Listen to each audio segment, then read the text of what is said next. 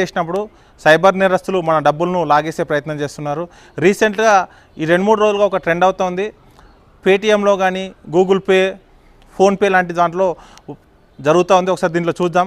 మనం చూసినట్లయితే ఇక్కడ స్వాతంత్ర దినోత్సవ శుభాకాంక్షలు తెలియజేస్తూ హ్యాపీ ఇండిపెండెన్స్ డే అనే ఒక మెసేజ్ ఇస్తూ కింద 1971 అని ఉంది.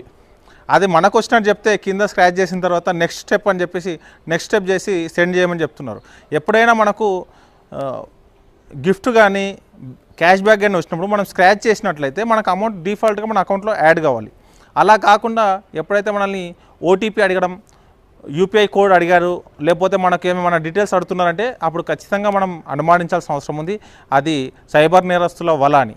కాబట్టి మిత్రులారా, ఈ స్వతంత్ర దినోత్సవాన్ని ఎలాంటి మోసాలకి గురి కాకుండా జరుపుకుందామని ఆశిస్తూ ఇట్లు మీ గడ్డం Mallesh, sub inspector of police, CCS, Hyderabad.